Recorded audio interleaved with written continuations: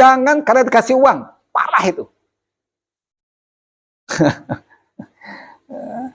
Cari dulu rekam jejaknya dia.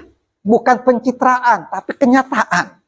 Ini main-main, nggak main-main ini. Ini dunia akhirat. Salah milih, kita ditanya di akhirat. Begitulah sahabat. Sampai jenazah Rasul 3 hari baru dikebumikan. Tanggal 14-nya.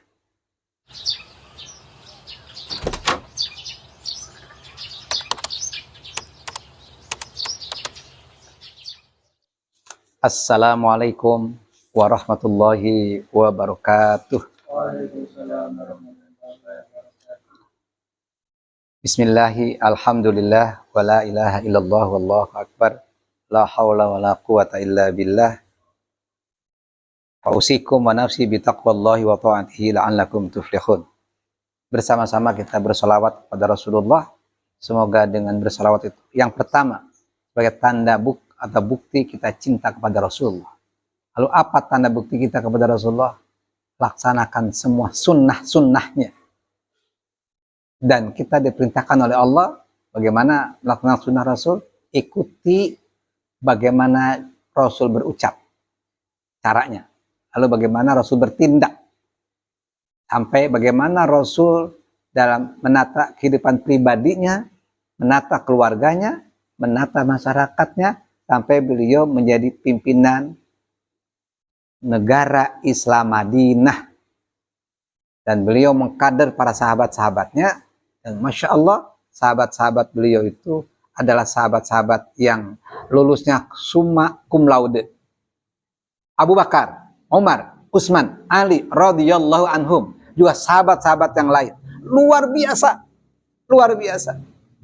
Beliau adalah, maaf kalau bahasa sekarang, ulama hebat. Karena itu pasca Rasul wafat, pengganti Rasul adalah mahasiswa Rasul yang sukses dengan nilai cum laude. Ada lagi yang summa cum laude. Siapa? Di antaranya ketika Rasul sakit, yang Nabi amanahkan untuk memimpin jadi imam sholat, Abu Bakar As-Siddiq. Disitulah penyebab yang nantinya peristiwa Saqifah Bani Sa'idah yang akan saya sampaikan ini adalah Abu Bakar Siddiq yang terpilih sebagai khalifah pertama pasca Rasul wafat.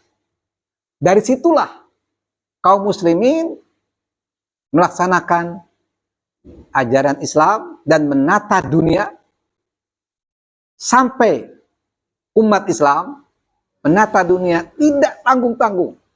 Dari 650 Masehi sampai 1924 Masehi, 13 abad leading kaum muslimin memimpin peradaban dunia.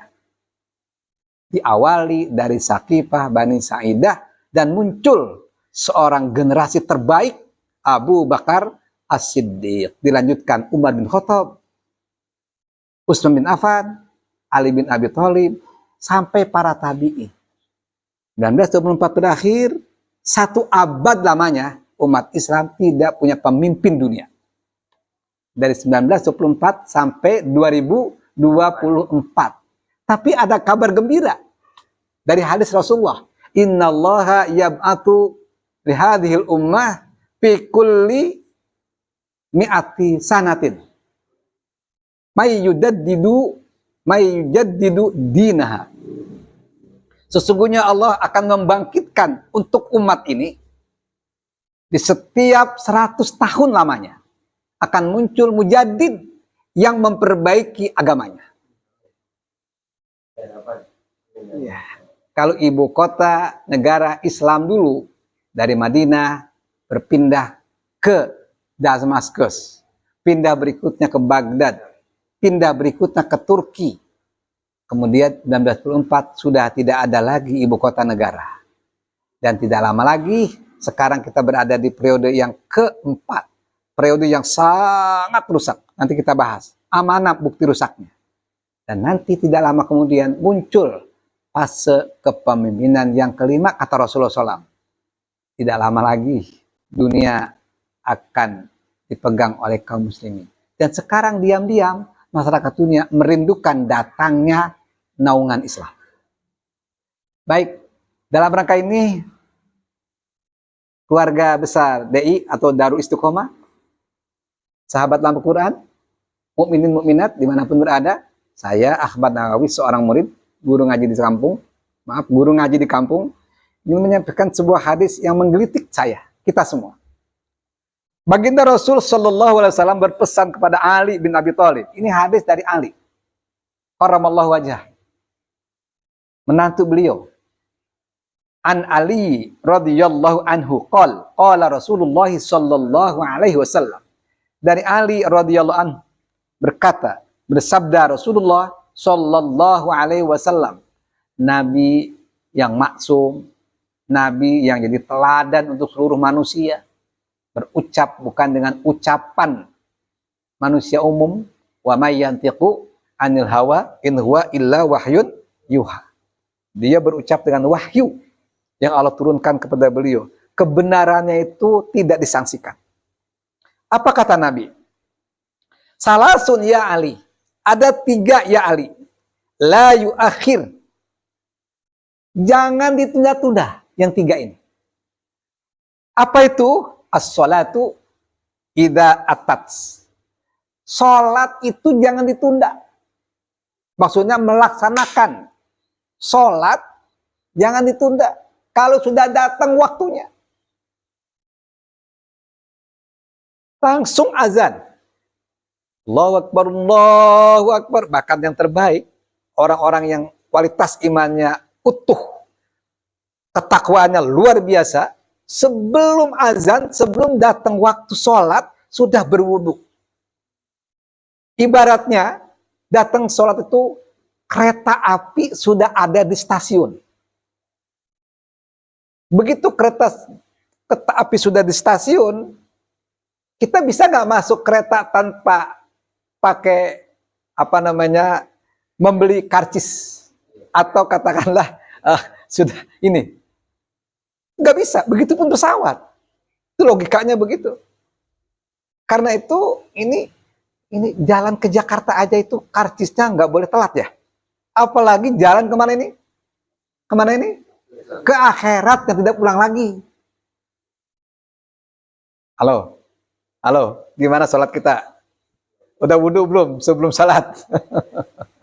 Ya Allah, kita mempermainkan ini ya. Naik pesawat terbang aja 2 jam sebelumnya harus ada di boarding pass. Diumumkan.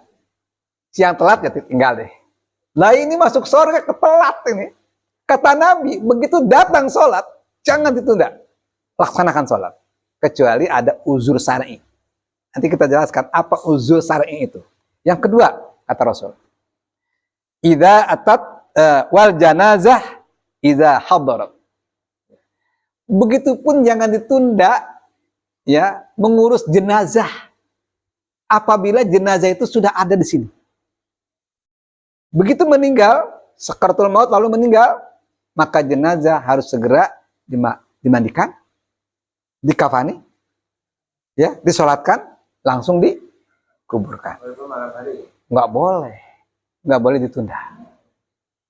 Sebab mengapa nggak ditunda? Kalau dia orang soleh, dia langsung begitu dikubur dapat hadiah. Dan juga tidak merepotkan keluarganya. Jenazah itu kan 1 hari 2 hari membusuk nggak sih? Baunya, sebagainya. Itu logikanya. Yang ketiga, apa kata Rasul? Wal aimu idza wajadat kufuwan.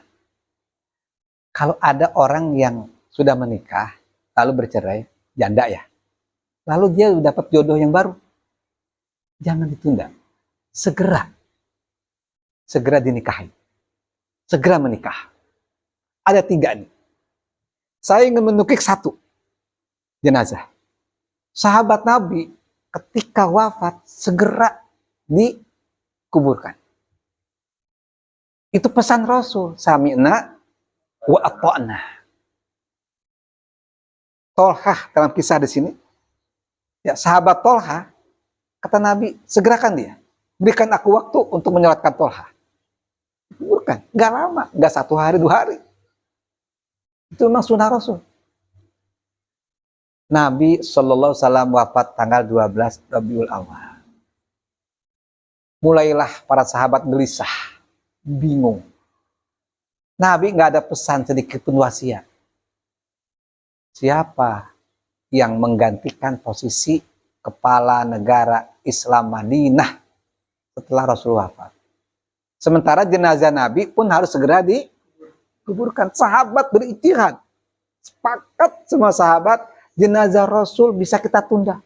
Meskipun Nabi memesankan waktu hidupnya, jenazah harus segera dikuburkan. Yang paling dipentingkan sahabat ketika itu, ya, dengan sakral, bermusyawarah. Siapa yang layak, yang terlayak memimpin negara Islam Madinah pasca Rasul wafat. Sehingga akhirnya para sahabat berijtihad, jenazah Rasul ditunda dimakamkannya. 1 hari belum ketemu siapa yang paling layak memimpin negara Madinah. Hari kedua juga belum ketemu, baru hari ketiga disepakati Abu Bakar As-Siddiq di awal tadi yang saya sampaikan. Inilah peristiwa Sakifah Bani Sa'idah yang tidak jauh dari Masjid Nabawi. Bagi yang umroh dan haji bisa berkunjung ke Madinah, di situ ada Sakifah Bani Sa'idah. Ini peristiwa yang luar biasa. Ini tempat yang mesti diziarahi. Saya tidak mengatakan ziarah Uhud, ziarah Badar, dan lain-lain nggak penting. Tapi ini dilupakan orang. Ini adalah momen titik starting point di mana Islam sampai bisa bertahan 13 abad. Diawali dari Sakifah Bani Sa'idah. Apa intinya? Sahabat Nabi tidak ingin bermain-main. Apalagi hura-hura. Apalagi sampai ada tim sukses. Si A, si B jadi calon kepala negara. Nggak ada. Apalagi pakai uang. Nggak ada. Nggak ada.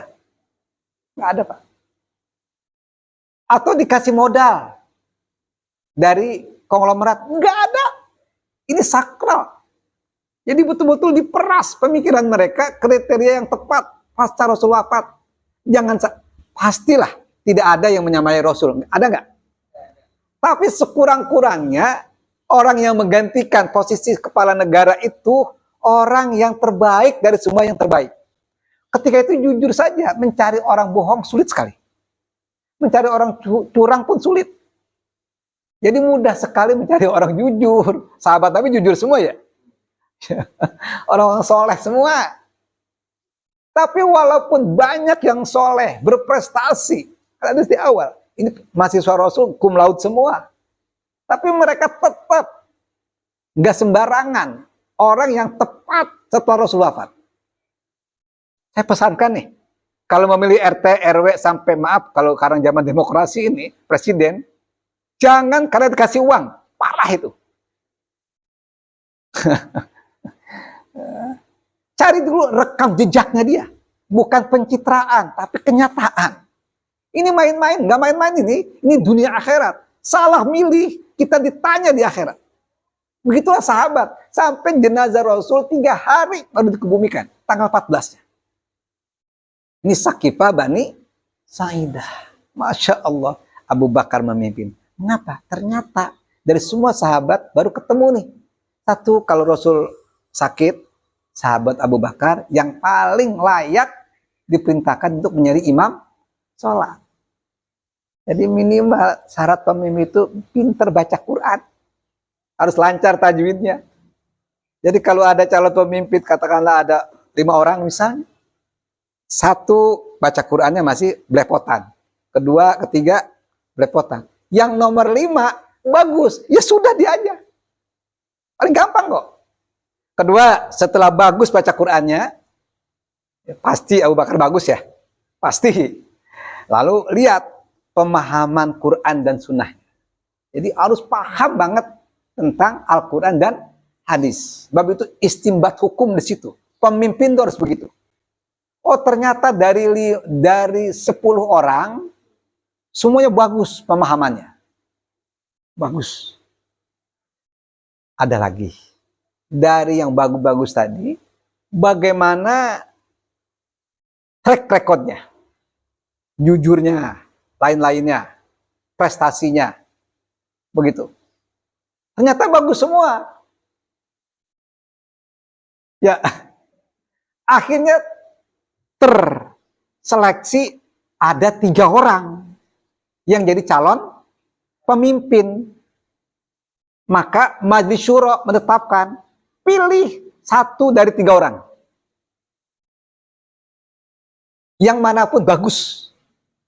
Karena udah teruji bacaan sholatnya, teruji pemahaman Islamnya, teruji kejujurannya, teruji segala-galanya. Gak ada masalah, Pak. Dan gak perlu debat capres, gak perlu ngabisin duit tuan. Gak perlu tim sukses, gak perlu. Inilah simpelnya sistem Islam, Pak. Sistem Islam itu hebat sekali. Cuman sayang, 1 abad ini manusia meninggalkan sistem terbaik ini. Jadi memang manusia itu dikatakan dalam Al-Quran, wa kanal insanu zaluman jahula. Adalah betul-betul manusia itu zoluman, bukan zolim, zolum. Zolum itu sangat zolim. Jahula bukan jahil, tapi jahul, sangat bodoh. Sudah sangat zolim, sangat bodoh. Ada barang bagus sistem Islam dibuang. Ada barang buruk dipakai. Kira-kira ini orang bodoh apa tolol? Bahasa orang Betawi ini. Saya mengatakan ini botol. Bodoh dan tolol. Maaf. Masya Allah. Tapi memang inilah perjalanan hidup. Ya. Masya Allah. Makanya ketika dia memimpin, tidak punya beban. Gak ada sangkut pautnya dengan pemilik modal. Gak ada. Gak ada. Ini jujur saja. Jujur saja. Muncullah Abu Bakar Siddiq. Memimpin sebagai khalifah Rasidah An-Nubuwah yang pertama. Selesaikan. Ternyata setelah Abu Bakar Siddiq memimpin negara Madinah, ya kan? Ada orang-orang murtad nggak mau membayar zakat. Abu Bakar yang lembut ketika ada umat Islam sebagian yang diprovokasi orang-orang munafik, lalu kemudian tidak bayar zakat, diperangi oleh Abu Bakar Siddiq. Salah nggak? Nggak salah. Karena tugas khalifah, pemimpin itu tugas utamanya adalah menegakkan syariah. Itu beda. Dalam sistem Islam itu kedaulatan di tangan Allah. Kedaulatan ada pada syariah. Jadi seorang kepala negara, kalau sekarang presiden, kepala negara, itu tugas utamanya adalah pelaksana hukum-hukum syariah tegak. Beda dengan sistem sekuler. Sistem sekuler itu, ya pemimpin itu melaksanakan hukum-hukum buatan manusia. Hukum manusia ada yang adil nggak? Pasti nggak adil loh. Begitu. Jadi dalam Islam itu kedaulatan di tangan Allah atau syariah, kekuasaan di tangan manusia. Tapi dalam hukum metode modern sekarang yang disebut maaf ini ya, sistem sekuler, kapitalistik, demokrasi, kedaulatan di tangan manusia, kekuasaan tangan manusia, pembedanya. Selesailah orang-orang murtad diselesaikan. Berakhir Abu Bakar Siddiq. Abu Bakar mengamanahkan kepada Umar bin Khattab sebagai penggantinya. Abu Bakar khawatir jangan sampai meninggalnya beliau nanti seperti kejadian Rasulullah sampai 3 hari Abu Bakar baru dikebumikan. Jangan sampai tuh. Mungkin pertanyaan, Ustadz, bagaimana? Apakah Rasul 3 hari dibiarkan gak dimakamkan, Rasul membusuk? Tidak. Rasul enggak kok. Rasul wangi badan. Itu Allah pelihara Rasul. Jadi jenazah Rasul barangkali 1000 tahun pun nggak apa-apa beliau. Karena memang Allah jamin. Bahkan dalam beberapa keterangan, orang-orang hafal Quran, pelaksana hukum-hukum Islam, orang-orang soleh, itu Allah pelihara jenazahnya.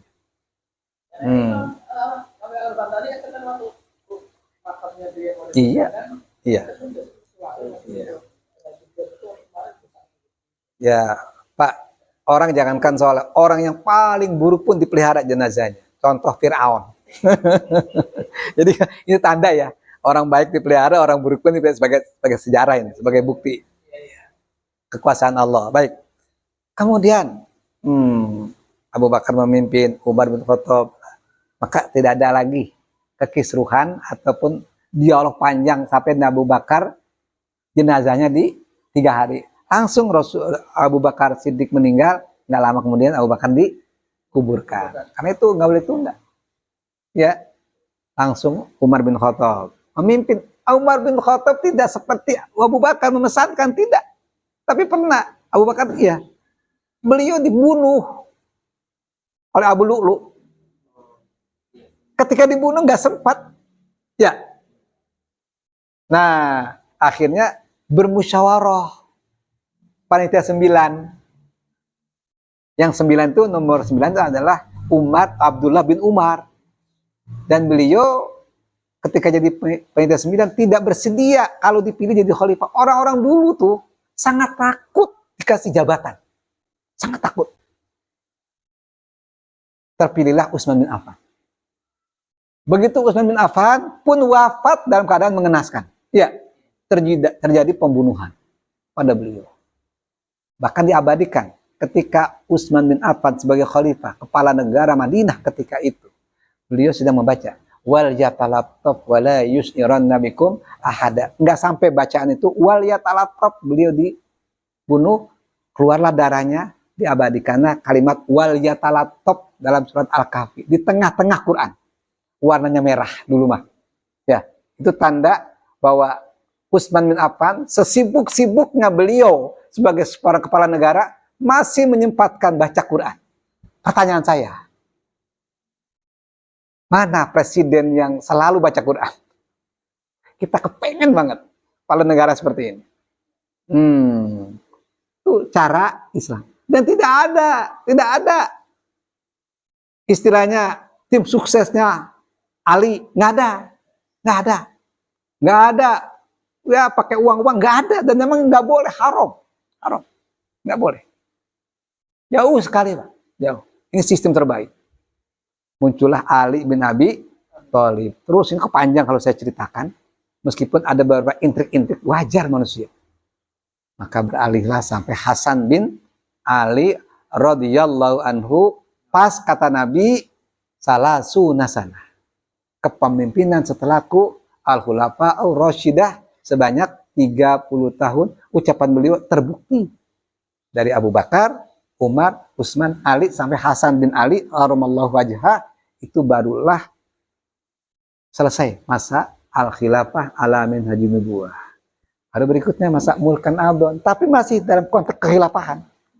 Sebab kedaulatan di tangan Allah. 13 abad sampai Turki Utsman.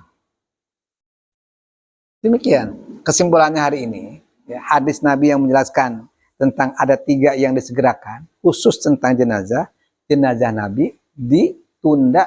Kenapa? Nggak boleh main-main memilih wakil rakyat atau pemimpin. Nggak boleh main-main. Pilihlah syarat-syarat tadi. Ada 7 syarat seorang pemimpin. Baik pemimpin yang melaksanakan undang-undang syariah ataupun wakil rakyat. 1, Muslim. Harus Islam. Kalau enggak bisa. Yang kedua, laki-laki. Nggak boleh perempuan.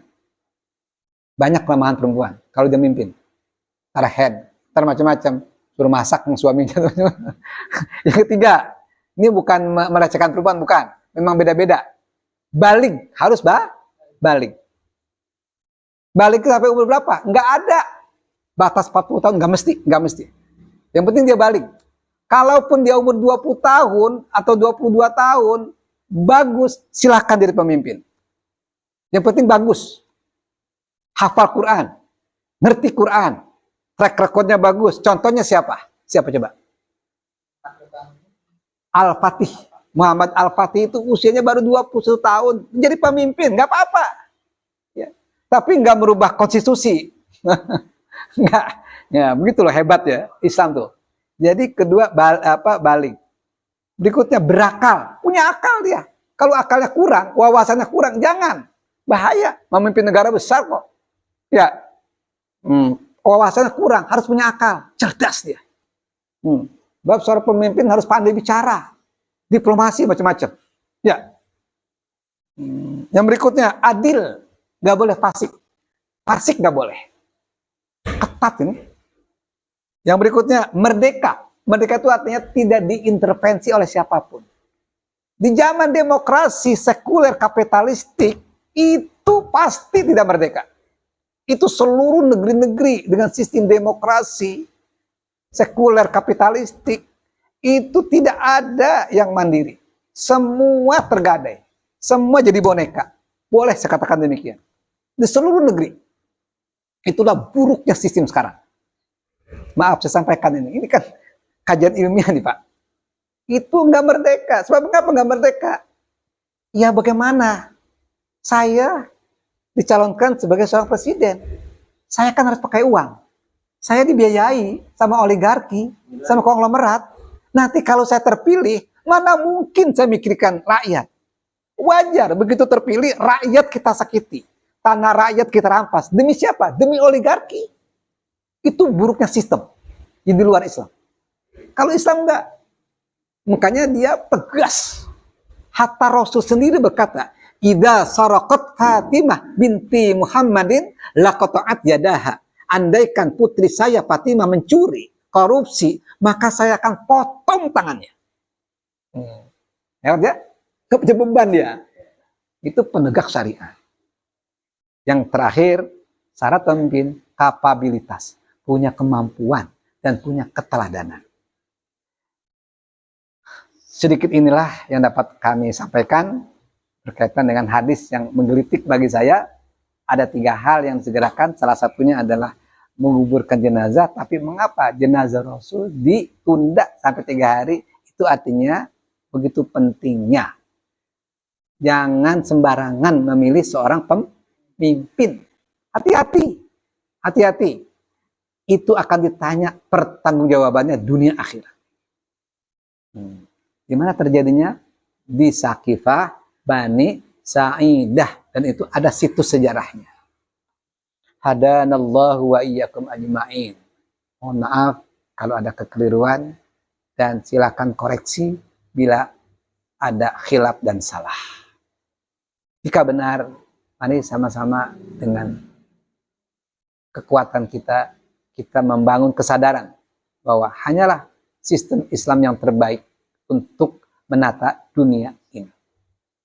Baldatun thayyibah wa rabbun ghafur, tidak sekedar ucapan dan nyanyian, tapi insya Allah menjadi kenyataan. Dunia hari ini berharap dan sangat berharap Islam harus leading memimpin dunia. Karena sejarah menunjukkan ketika kita bicara Islam, pasti berbicara tentang sistem peradaban dunia yang terbaik. Assalamualaikum warahmatullahi wabarakatuh.